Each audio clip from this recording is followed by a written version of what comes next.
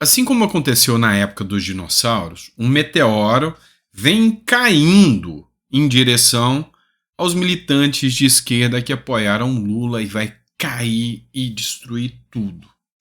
Tá, não que eu acredite muito nessa história de meteoro, de dinossauro. Nem sei se isso é verdade ou não. Afinal, não estava lá. E vou acreditar só em teorias é um tanto quanto complicado. Eu ouço, escuto, presto atenção, mas não vou garantir se é verdade ou não. Não sou cientista. Mas, olha só, tá caindo a realidade na cabeça dos apoiadores do Lula. Matéria do Eduardo Moreira, do ICL Notícias, que diz o seguinte: filho de Arthur Lira negocia verbas publicitárias com a Caixa de jornal. Revelação de que o filho de Arthur Lira filho, de 23 anos, tenta negociar verbas com a Caixa, é do repórter da Folha de São Paulo, Matheus Vargas. Pois é.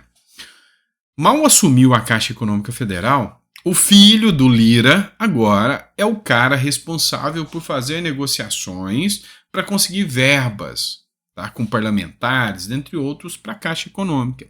E aí, nesse caso, quem consegue as verbas ganha uma comissão. Tá? É como se fosse um despachante, um corretor, um advogado tentando ali conseguir verbas e recursos. E aí o Eduardo Moreira cita aqui a meritocracia. E aí como é que está o posicionamento da galera de esquerda? Pessoa ponto de. Pronto, começou. Feitosa Joseli, era de se esperar. A Crisli é o mesmo do escândalo do hospital em Alagoas? Sim, é.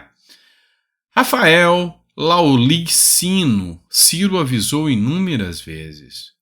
A Meisia de Menezes entregou o queijo pro rato. Espero com total torcida que a ratoeira pegue todos os ratos, né, Demésia? Ela fala que pegue ele, mas pegue todos. O Luiz Heavy Metal. Parabéns, Lula Oficial, por entregar o galinheiro, a raposa. Então, eu começo a perceber que essa turma militante de esquerda está começando a entender a que veio o governo Lula. E isso é bom. Isso é muito bom para o Brasil. Porque, sabe, o país errou. O país inteiro errou em colocar o Lula achando que o Lula seria, no mínimo, algo diferente do que foi nos seus mandatos anteriores. Ficou 16 anos no poder e o povo esqueceu. Será que seria tão diferente assim? E o pior de tudo é que ele mudou. Mas mudou para pior.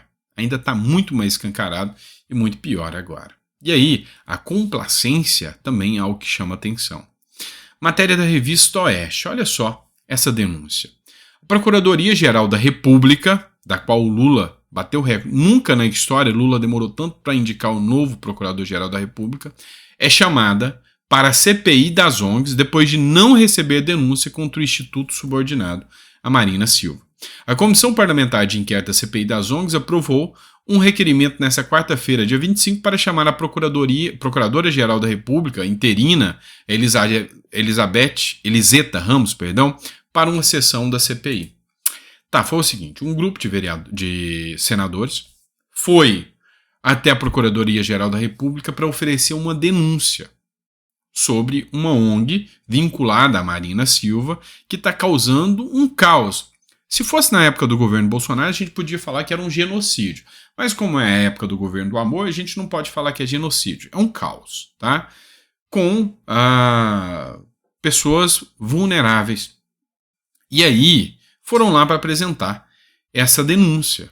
Chegando lá, a procuradora não recebeu, nem atendeu. E aí, agora, eles convidaram a procuradora para ir lá na CPI, fazer uma sessão e talvez receber a denúncia. E aí eu te digo até mais. Te digo mais. Há outras situações. A Marina Silva deveria ser convocada por essa CPMI. Por que não foi até agora? Porque essa CPMI está fazendo um trabalho super sério. Por que ela não foi convocada até agora? As denúncias são graves. E aqui a gente vê que as denúncias não são levadas a cabo. Esse aqui é o Instagram oficial do PCO, tá? Do PCO. Partido da Causa Operária, comunista. Perseguição. Nossa, 27 deputados bolsonaristas querem a prisão de dirigente do PCO. Que perseguição canalha é essa? Só porque o cara gritou na Avenida Paulista "Viva o Ramais"? Ah, tá de sacanagem, né? 27 deputados bolsonaristas querem a prisão de dirigente do PCO. O membro do Comitê Central Nacional do Partido da Causa Operária, João Pimenta, foi alvo de uma queixa-crime apresentada por deputados bolsonaristas na noite dessa quarta-feira. Segundo o jornal Estado de São Paulo, o ofício enviado pelo delegado-geral Arthur José Dian foi assinado por Carla Zambelli, Bia Kicis, Nicolas Ferreira e outros 24 deputados federais. Nos documentos, eles citam um evento no qual o Pimenta gritou "Viva o Hamas".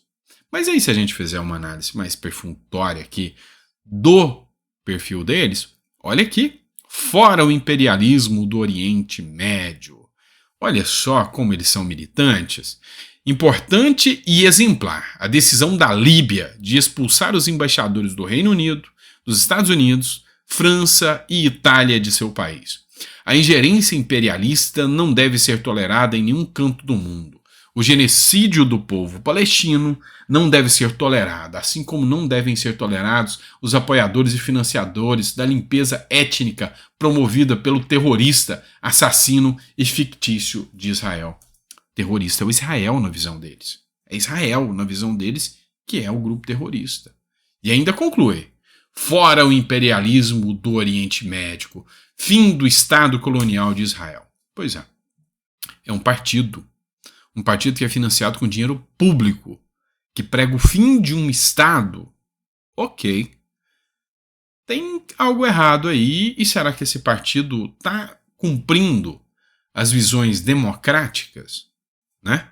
Então fica aí um alerta para os deputados, já que eles fizeram uma denúncia, que tal analisar a aplicação democrática de um partido e a existência desse partido com base nas declarações que eles fazem.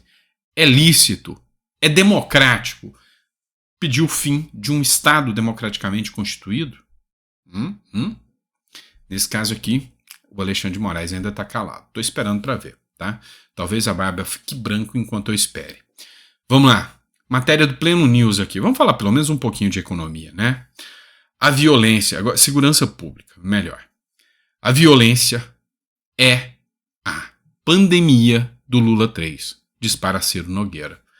Enfim, é um caos. O senador Ciro Nogueira usou suas redes sociais nessa quarta-feira para criticar o governo Lula por uma questão que assola todo o país, a falta de segurança pública.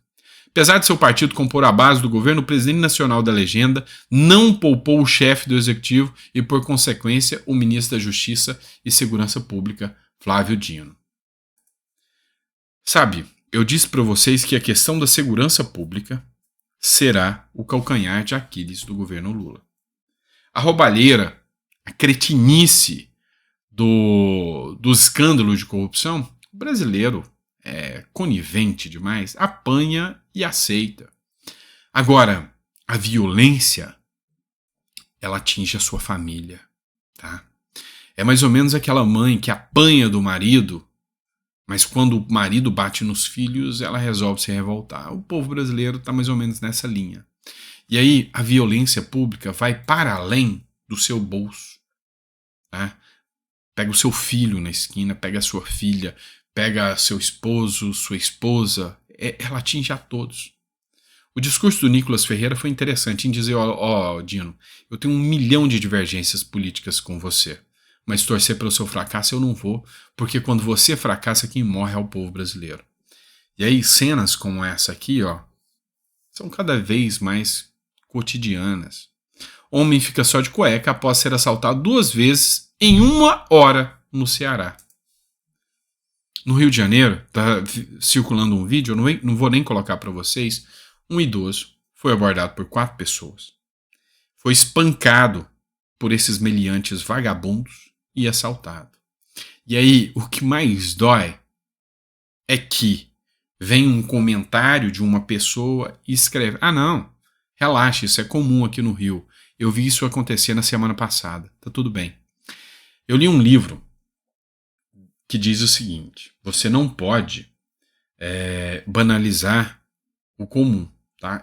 comum e normal são coisas diferentes.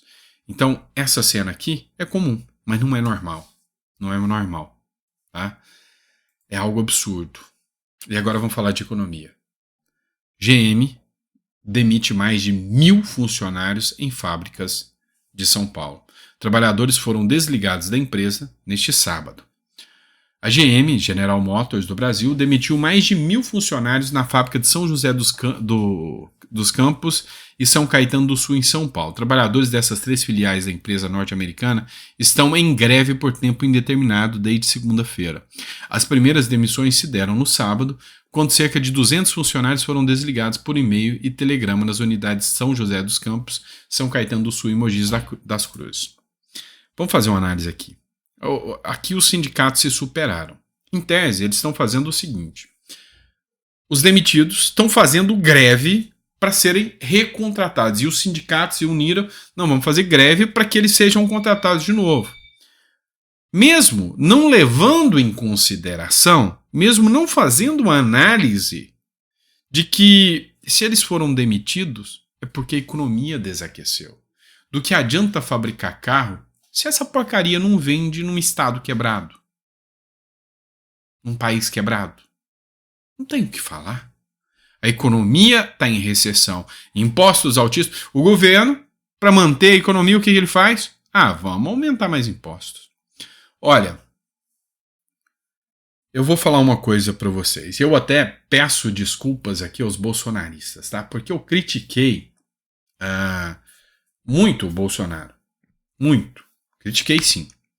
E muitas das críticas foram justas, algumas foram erradas, até na questão econômica. E aí, agora a gente começa a entender cada vez mais, tá? Se bem que eu não declarei apoio a Lula hora nenhuma, então não venham me... faz o L, não vem me encher o saco com isso, tá? Mas é o seguinte, hoje a gente viu um momento em que houve uma inflação altíssima, uma inflação que pegou tudo, né? Pegou todos os países, lá nos Estados Unidos mesmo, a alta inflacionária foi gigantesca porque teve guerra, teve a pandemia, tá? E aí os preços dos alimentos ficaram exagerados. Só que o povo ainda tinha dinheiro para comprar. Só que o povo ainda estava bombando a economia, você ia comprar um carro e o negócio estava vendendo e você ia conversar com os caras da construção civil e os caras, não parei não, tá tudo indo bem, mesmo com a pandemia. E aí, entra um governo agora, conversa, vai em qualquer garageiro hoje e pergunta, cara, como é que tá? O cara vai te falar, cara, tá uma merda, tá péssimo. Então, é trágico. Quando eu critiquei, e aqui eu tô sendo sincero com vocês, muito sincero, eu sempre sou, vocês sabem disso, por isso que eu levo pancada aqui, meu sincericídio é grave aqui. Quando eu critiquei, eu esperava que algo pudesse melhorar. Nunca eu imaginei que o povo brasileiro ia colocar o Lula de volta e que pudesse piorar. Isso foi bem antes do Lula, isso foi durante a pandemia, bem antes do Lula vir como candidato e ser uma possibilidade. Então, assim, realmente a coisa tá grave, tá? E falar que isso aqui é normal não tem como, tá bom? Pessoal, é isso, né? Já enrolei demais, né? Tem mais uma aqui, vai lá, já enrolei mesmo. Alunos grevistas podem perder vaga na USP se não voltarem às aulas. Tem que perder mesmo.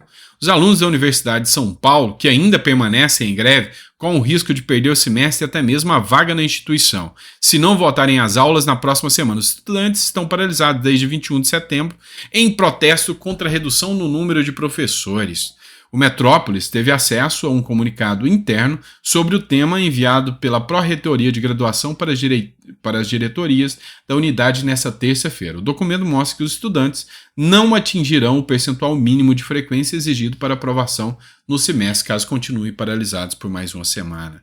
Lascou-se, bem feito. Eu acho bom, eu acho pouco. Não era o Bolsonaro que era o cara que detonava a educação. Isso aqui eu sempre apoiei o Bolsonaro. Universidade recebe verba demais para não fazer nada. Eu acho péssimo. a gestão do governo.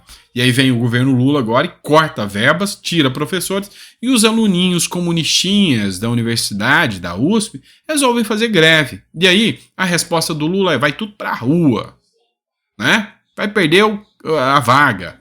E aí se fosse na época do Bolsonaro, imagina o caos que a imprensa estaria, né? Pois é. Gente, a imprensa foi muito canalha durante os últimos 4 anos e continua sendo agora pela omissão que está. Mas a imprensa vai acordar. A imprensa navega de acordo muito com a opinião pública, tá? O jornal precisa vender, o jornal precisa ter opinião pública do lado dele. Então, o amor já acabou. Eu já sinto que o amor acabou. A primeira matéria do ICL prova isso, tá bom? Grande abraço, pessoal. Fiquem com Deus. Até o próximo editorial. E a gente segue aqui, fazendo um trabalho sério e honesto, tá? Eu tento ser mais honesto, mesmo que nem sempre as minhas falas vão agradar a contento. Eu sei disso. Às vezes eu falo alguma coisa errada, às vezes eu sou honesto demais em dizer que eu tive críticas ao Bolsonaro, mas errei e peço desculpas, assim como muitas pessoas. Mas é isso, tá? É isso. A gente vai acordando, tá? Acordando e começando a entender que se a gente não se manifestar, a coisa só vai piorar. Aí vai chegar uma hora que vai ficar insustentável, tá bom? Grande abraço, fica com Deus e até o próximo editorial.